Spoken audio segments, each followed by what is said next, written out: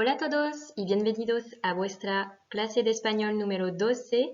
Hoy es jueves 7 de mayo de 2020. Comienzo por recordar los diferentes deberes que teníais que hacer para hoy. Para hoy teníais que apuntar o anotar el nombre de las habitaciones y de los muebles en el plano. Donc vous aviez un plan de la maison d'Abraham, alors plus ou moins exact, c'est pas évident de faire un plan précis, et on vous demandait d'indiquer le nom des pièces et le nom des meubles ou des équipements que vous avez pu repérer dans la chanson. Donc je vais commencer par la correction de cet exercice.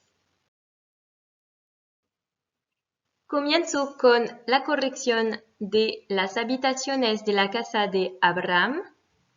Alors, on démarre avec l'entrée, la entrada, la chambre, el dormitorio, la salle de bain, el cuarto de baño, la chambre, la habitación, deux façons de dire, soit el dormitorio, soit la habitación, sachant que la habitación, en fait, a un autre sens. Il peut être utilisé comme pièce. Donc, c'est aussi la pièce, comme vous l'avez dans le titre, en fait, de la fiche.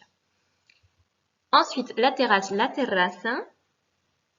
le salon, el salón, la salle à manger, el comedor, la cuisine, la cocina. Donc, ce que vous pouvez faire là, c'est mettre en pause, réécouter, répéter les mots derrière moi et puis essayer de les mémoriser. Donc, ce que vous pouvez faire, c'est, moi je donne à chaque fois la traduction en français, c'est trouver la traduction en espagnol. Comme ça vous aide un petit peu aussi à maîtriser ce vocabulaire qui sera de toute façon évalué au cours de la séquence. Pasamos a los muebles y equipamientos de la casa de Abraham. El lavabo o la pileta. Alors là, c'est le lavabo. Vous pouvez trouver deux mots possibles, donc je vous ai mis les deux. Le coussin, c'est la almohada. Alors, on l'avait pas dans le document, dans la chanson, donc je vous le donne quand même, ça peut servir. Maintenant, c'est pas l'un des mots les plus, on va dire, qu'il faut retenir à tout prix, quoi. Le lit se dit la cama. Celui-ci, par contre, il faut le retenir, la cama. L'armoire, el armario.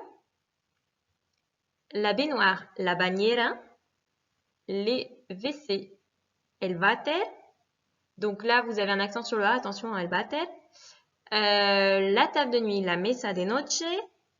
La table de chevet, en français on dirait. Donc en espagnol, c'est la table de nuit, la mesa de noche.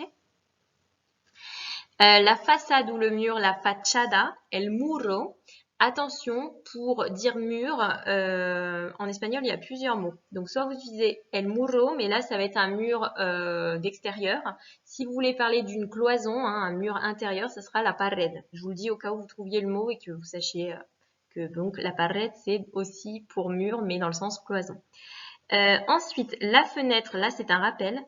La ventana, normalement, vous êtes censé savoir dire. Le canapé, el sofá. Attention, il y a un accent sur le A. Les escaliers, las escaleras. La table, la mesa. Là aussi, normalement, c'est un rappel. La chaise, la silla. Ça aussi, normalement, c'est quelque chose que vous êtes censé maîtriser. Donc, pareil, réécoutez les mots, essayez de les mémoriser, de les répéter et essayez éventuellement de vous les remettre en tête en réécoutant à nouveau pour pouvoir les mémoriser plus facilement. Vamos a pasar a otros elementos de la casa de Abraham que también podíais escuchar en la canción. Donc, il y avait aussi d'autres éléments dans la chanson, notamment la sonnette. Se dice en espagnol el timbre. Le fauteuil, el sillón. Attention, il y a un accent écrit sur le O. C'est obligatoire en espagnol pour tous les mots qui se terminent par ON ou par ION. Je vous renvoie aux règles d'accentuation qu'on avait vues à l'occasion de la leçon sur l'impératif par rapport à l'emplis et au fait qu'on remettait un accent. Ensuite, pour dire une étagère, vous pouvez dire la estantería. Vous pouvez également utiliser la librería quand il s'agit d'une bibliothèque. Mais biblioteca fonctionne aussi. Ensuite, la machine à laver, la lavadora. La douche, la ducha. Le frigo Deux mots possibles, el frigorífico ou la nevera. Alors, lui, dans l'audio, il emploie le mot nevera pour parler de son congélateur. En réalité, nevera, c'est plutôt le frigo, hein, c'est pas forcément le congélateur. Le micro-ondes, el microondas. Attention, en espagnol, ça se finit par AS. Cependant, c'est un singulier, en fait, hein, el microondas. Et il y a deux O. Hein, donc, attention à bien mettre les deux O. Sinon, c'est faux. Donc, el microondas. Ensuite, un mot un petit peu compliqué en espagnol pour dire le lave-vaisselle, el lavavajillas. Donc, il y a à chaque fois VA, VA. Hein, attention, le V se prononce B, donc el lavavajillas. Pareil, hein, ça se termine par AS, mais c'est singulier. C'est pour ici marquer le fait qu'on lave plusieurs choses, hein, et pour le micro-ondes, le fait qu'il y ait plusieurs ondes produites par l'accessoire. Et pour le dernier mot, donc là c'est le congélateur, vous pouvez dire el congelador, il n'était pas dans l'audio, mais je vous donne le mot qui permet de dire congélateur. Voilà pour ces éléments. Paso a la lección del día. Pues sigamos con el documento. Donc on continue toujours avec la même compréhension. Je vais simplement approfondir, hein, sur les éléments qui nous manquaient. Donc pour aujourd'hui, je vais vous demander la chose suivante. Elige la o las respuestas correctas. Ça veut dire choisis la ou les réponses correctes. Hein, donc c'est sous forme de QCM si vous voulez. Alors, première question ou première chose à compléter. Abraham vende su casa porque. À vous de choisir la réponse, là ou les réponses, hein, puisqu'il peut y en avoir plusieurs. Pour les questions 2 et 3, ¿qué es lo que más le gusta? Et pour la question donc 3, al lado de la casa hay, et à vous de compléter. Je vous remets l'audio, la vidéo, vous pouvez retrouver ce document en haut à droite de votre écran. Vous cliquez, ça vous emmène directement sur le document. Vous l'avez également en barre d'informations. Je vous laisse faire votre travail. On se retrouve donc pour la correction de ces 3 questions.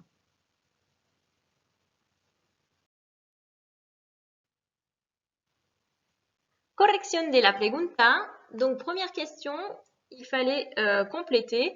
Abraham vende su casa porque. La réponse était es la crisis económica. Donc, c'est pas parce qu'il divorce ou parce qu'il a besoin d'argent. Necesitar signifie avoir besoin de.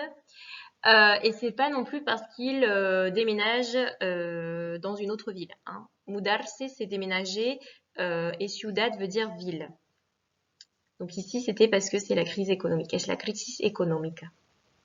Deuxième question, ¿qué es lo que más le gusta? La réponse était la terraza. Donc, quelle partie il préfère de sa maison? Hein? Il y avait la cuisine, la façade, la chambre. Il fallait répondre la terrasse, la terraza. Al lado de la casa hay, il y avait 3 réponses. Un parque, la playa, un café. Donc, vous aviez un parc, la plage, un café. Il n'y avait pas ni de supermarché, el supermercado, pas de terrain de foot, el terreno de fútbol, pas de montagne, la montaña, et pas de golf, golf en espagnol. Voilà pour cette partie-là. J'enchaîne avec 2 autres questions et je clôture le cours. Donc, question numéro 3. ¿Dónde está la casa? Localízala de manera precisa con elementos que oyes en la canción. Et question 4. Si nos interesa la casa, ¿qué tenemos que hacer? Donc, je vous laisse chercher les réponses dans le document et moi, je fais la correction dans 30 secondes.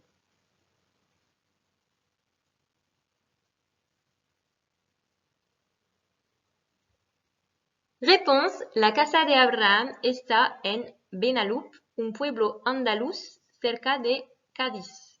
Alors, pour vous situer un petit peu, on est dans le sud de l'Espagne, Andalucía, et Benalup se situa justo aquí. Hein, donc, on est proche d'une ville qui s'appelle Cádiz. Et donc, vous voyez que on est vraiment dans le sud de l'Espagne, près de la mer Méditerranée. Le mar Mediterráneo, on vous a précisé en espagnol sur la carte. Question 4. Si nos interesa la casa, ¿qué tenemos que hacer? Donc, si la maison nous intéresse, que devons-nous faire? J'attire votre attention sur 2 choses par rapport à cette question. Tout d'abord, sur la ponctuation, vous voyez que le point d'interrogation, on ne l'a pas mis au tout début de la phrase, on l'a mis juste là ou démarrer la question, c'est-à-dire juste avant le mot interrogatif, avant que.